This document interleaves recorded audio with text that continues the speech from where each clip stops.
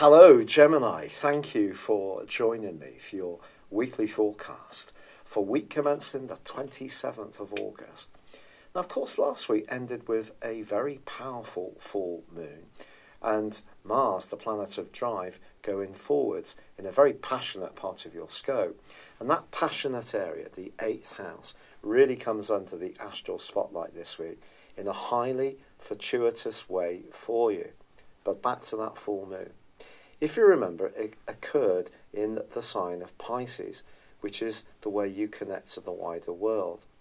If you're wanting to make a success of something, it is going to be important on the back of this full moon that you're listening very much to your sixth sense, that you're tuning into your deepest needs. Don't be guided only by material considerations. Things have to work at a more emotional level for you. But if that's clear in your thinking, there is a huge opportunity this week, not least because Mercury, your ruler, is forging the most glorious angle to Venus. This could see a really playful and flirty exchange. You may go out with some friends and have a lovely lunch or evening meal. There could be a spontaneous connection with someone you really like. But I also feel that your personality power can work wonders for you in the world of work. Now, work may have been a bit frustrating for you since late last year. It may have seemed that you've had to work very hard indeed in order to bring in the money you need. That's, of course, because of Saturn's journey through the sign of Capricorn. And, of course, Saturn has been twisting backwards for just over 5 months. And this week is going to be the last full week of that retrograde. So that's something to celebrate too. But now Mars is starting to punch its weight. It's giving you a bit more lust for life and a bit more determination to get what you want from situations. But you know, the chances are you won't have to try too hard this week because Jupiter and Pluto are forging the most awesome of angles. This suggests that if you're very practiced and precise in what you're doing, you're offering some kind of service, or you're working in a dedicated, conscientious way, your application can be spotted by a person in a position of authority, and some kind of acclaim or feedback is going to come to you. I think it's possible that for you, this may not be particularly articulated in a big way. I think it's much more possible it's going to come through in some kind of quiet affirmation that you're making progress. Remember, Pluto can see us ruthless, and it can also push us to make changes before we're ready. Jupiter is about growth. When we put these two together in a positive way, I think something can just evolve for you. It could be around your health, it could be around your resources, it could be around business or work, but it can evolve for you in a highly positive way. But do give yourself, despite the fact the sun is in a more reflective area now, do give yourself permission to have a slice of fun this week too, because Venus and Mercury certainly offer the chance of that as well. And perhaps, for some people, even in a more flirtatious or romantic context. It's been a pleasure being with you. I'd love it if you would like or comment on this video, or if you've yet to do so, please do subscribe to this channel. Thank you. Hello Gemini, thank you for joining me for your August monthly forecast for the Sun or the Ascendant. The big talk this month, of course, is about all these retrogrades. And of course, one of them features your guide planet of Mercury. That goes on until the 18th of August. But it is going through the bubbly, extrovert and warming sign of Leo, which for you gives you almost a heightened Gemini vibration, because it is about quick thinking. It is about using your mental resources really well. It could be that because of the retrograde, you're going to rethink something in terms of your relationships with people in your community, your neighbours, or perhaps to do with technology. If you're interested in self-publishing, that could be something that you're thinking very carefully about. But of course also it could be true that because of the retrograde there could be some snags. Entirely possible that a previously well-loved and reliable domestic appliance could go on the blink.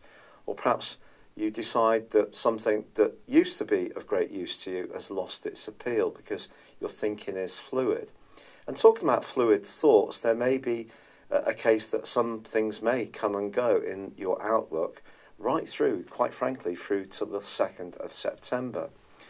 But before we get too bogged down in the story of all these retrogrades, we must also consider that there is a partial solar eclipse on the 11th in Leo, and along with the North Node, which itself goes through 3 phases of retrograde, this gives you a fantastic opportunity to sparkle and be effervescent, not just in the month following the 11th, but potentially over the next half year too. So your ability to communicate is definitely going to be at the heart of this month. Can there be some misunderstandings? Well, sure. We all know that Mercury retrograde can cause some glitches. But I love to think of Mercury retrograde as also opportunities. Now, the retrograde that I really think is going to be causing some mischief this month concerns Mars. Now, for you, it starts the month in the sign of Aquarius, but it does invert backwards on the 13th into the sign of Capricorn. But those first 2 weeks of the month, and especially the first 3 weeks of this month, does see Mars and Uranus continuing a right angle. And it's possible because Uranus is locked away in a psychological part of your scope all month, and Mars is in Aquarius through to the 13th, that something that you're not expecting could come into the open.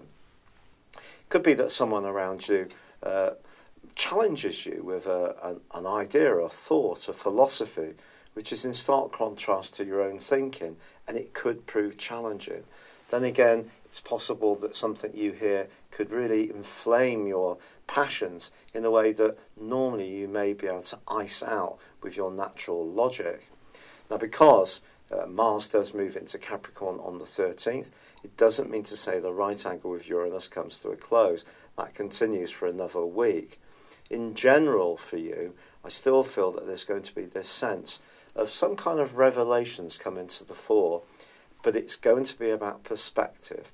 If you do love to travel, then it may be that you could get sudden urges to break out of very restrictive lifestyles or the demands of others, and really feel quite militant if it gives you the opportunity to do something completely different off the cuff. But that may mean some stop-start, some rather quick and reactive behaviour at times.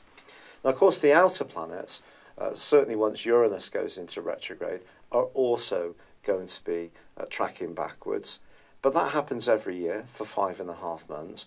It's not going to be quite as important as Mars and also Mercury.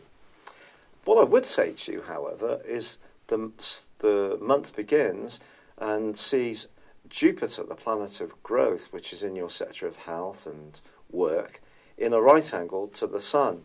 Your enthusiasm about your ideas or a project could be awesome from the 3rd through to the 10th, but it is going to be important not to promise more than you can realistically deliver.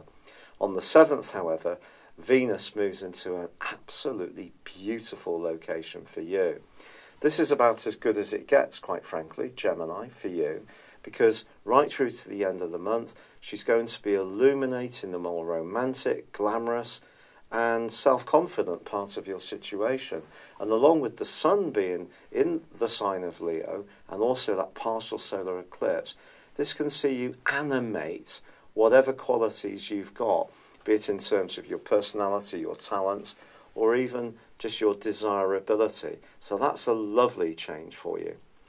Now, it is true to say that there is going to be a more subtle set of energies coming in from the 23rd, when the Sun moves into the sign of Virgo.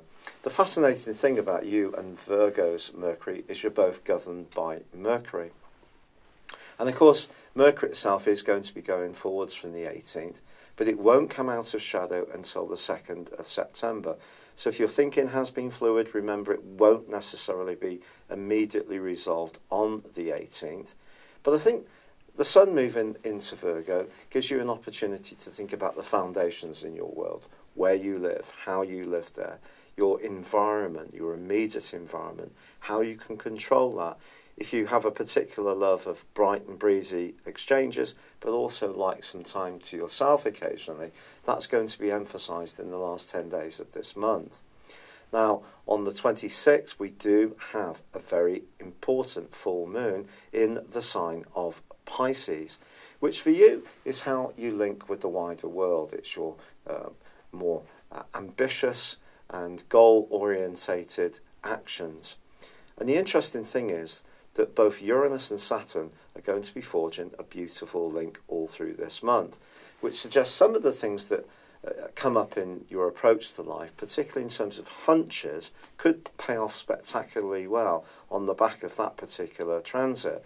But once the full moon gets involved, I think that too can bring greater lustre to bear and perhaps help you to promote your personality and your vision in a more public forum or way.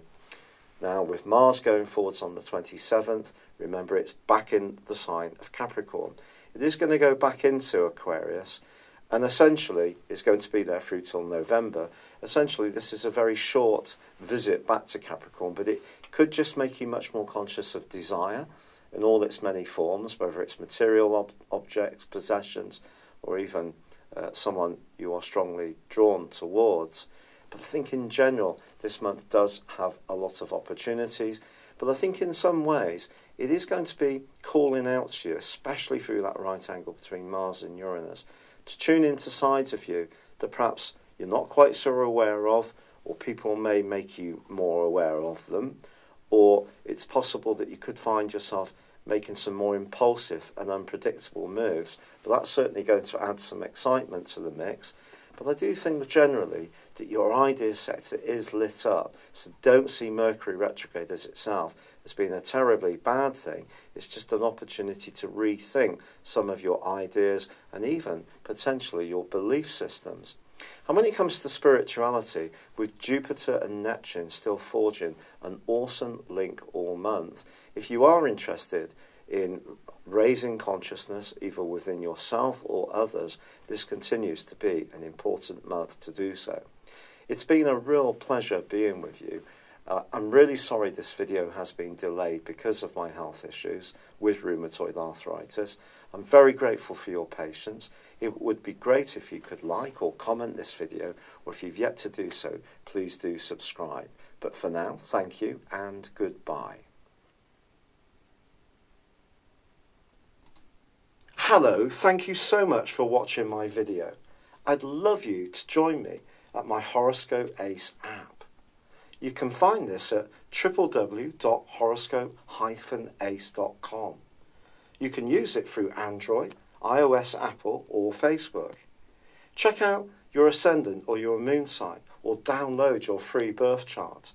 There's all your favourite videos, plus there are daily, weekly, monthly and yearly horoscopes for general, love, Chinese and Indian astrology. If your passion is tarot, there's my brilliant 3-card money or love tarot readings too. And it's all there at www.horoscope-ace.com. Thank you.